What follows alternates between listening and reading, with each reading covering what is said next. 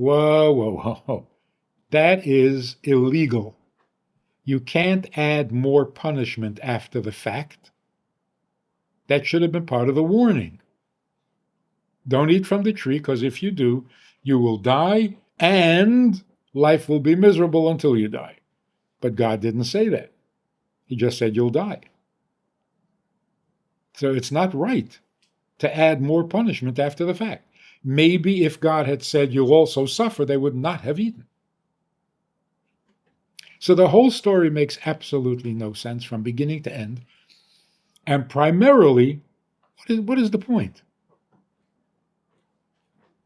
The Torah is God's communication with the world. How can we serve him? First story is, well, don't get your hopes up.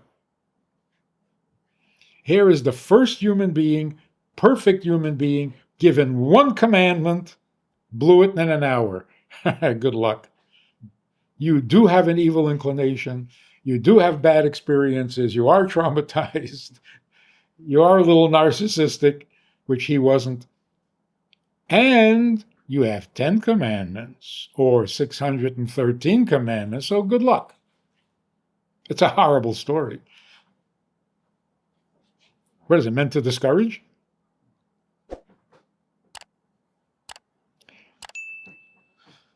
So here's the rest of the story. Adam and Eve are two souls in heaven. And God says to them, I need you to go down to the lowest world and repair it, elevate it, fix it. It's a very low world. Animals eat each other. Oh, nature is beautiful. No, it's not.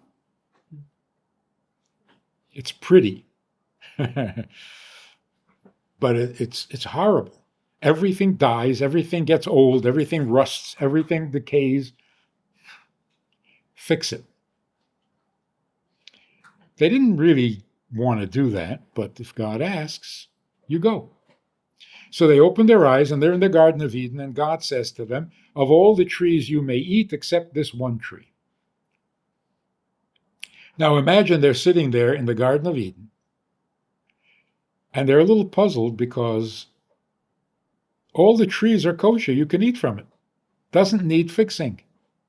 There's one tree that is not kosher, which means it needs fixing, but we're not allowed to eat from it. What's our job? What are we fixing? The other dilemma was, what do you mean, don't eat from it the day you do eat from it? Do we or don't we?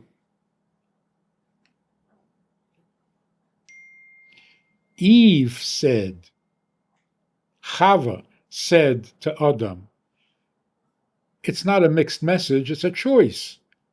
God is giving us a choice. Either eat from it and die, or don't eat from it and live. And to them it made no difference, live or die. What, they were a couple of hours old.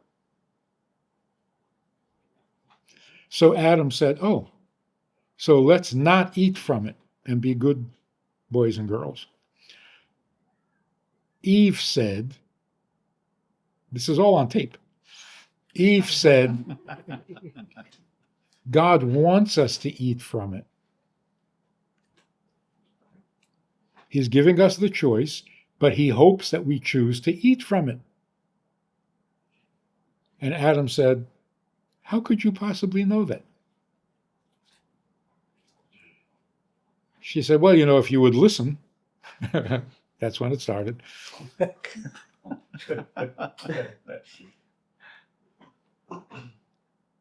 God told us to come down to the lowest world and repair it.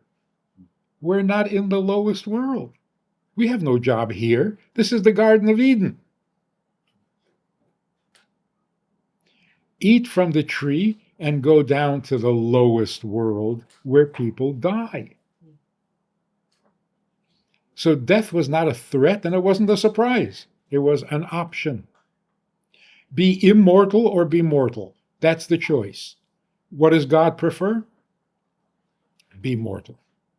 Because then you're in the lowest world that needs a lot of fixing. Adam said, you're not just another pretty face. And they ate. Now God comes to Adam and says, you ate from the tree I told you not to eat from. We immediately assume that God is angry, right? Because God is always angry. He wasn't angry. He was marveling. How did you know? You ate from the tree that I said not to eat from, but I really wanted you to eat from it. How did you know? So what does Adam say?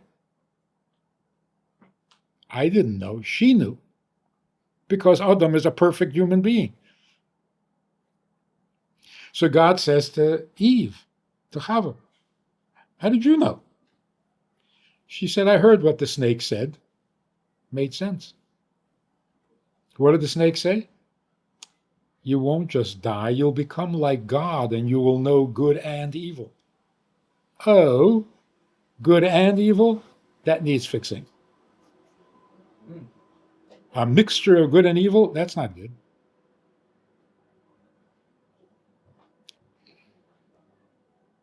By the way, tree of knowledge.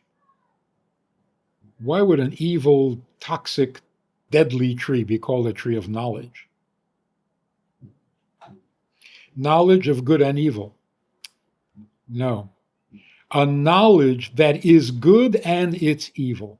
And what is that? Self-consciousness. Before they ate from the tree, they were not self-conscious, obviously, because they weren't embarrassed. Like children, they weren't embarrassed to be naked. They were not self-conscious. When they ate from the tree, they became self-conscious. Not conscious of sin. There's no sin in the Garden of Eden. But they became self-conscious. Self-conscious is the best quality in a human being, unlike the animal, but it's also the worst thing. To be self-conscious is torture. That's the tree of knowledge. So they became self-aware. So God says, great, great, you made the right choice, it's great.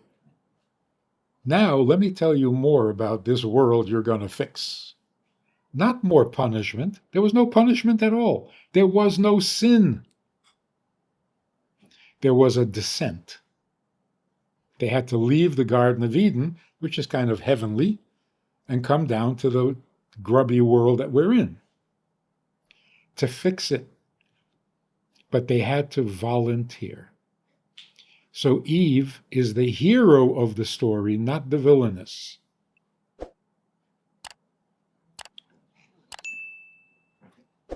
And then immediately after this whole disaster, the very next thing, Adam named his wife Chava, which means the mother of all life.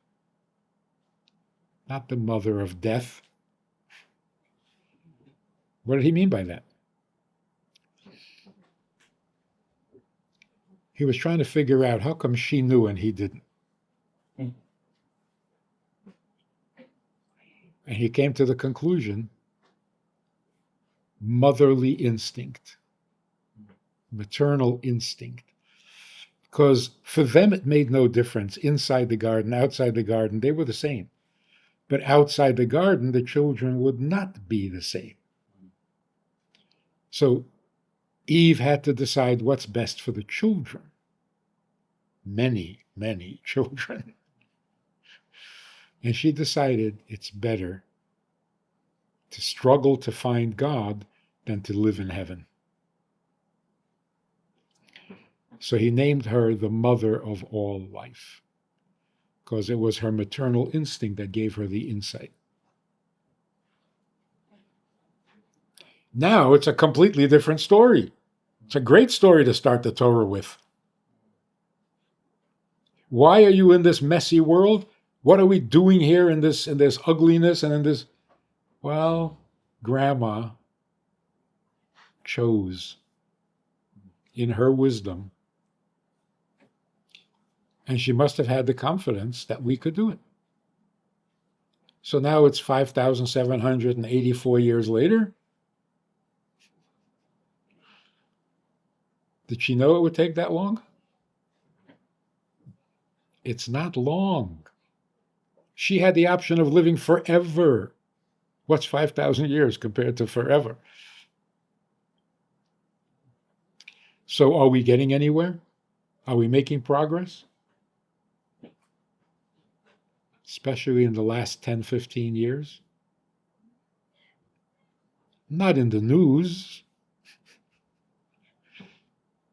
The good news is never in the news, but there's a lot of good news. The world is really turning from give me, give me, give me to what can I do to serve the Creator.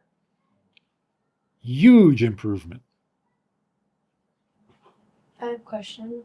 What was when you were saying that God sent them down to fix the earth? Why did His creation need fixing? Like why was there? God created all sorts of worlds. Holy, less holy, less holy, the worst. And He wants all of them to be united with Him, including the lowest of all worlds, so that there's never anything left out of His oneness. Even evil will eventually become godly. That's elevating the world. So do you think that we over time will fix the earth kind of? That we're what? In our doing will fix the earth? Are we? Yeah, we are. Is that what it's called? Tikkun Olam? That's called Tikkun Olam.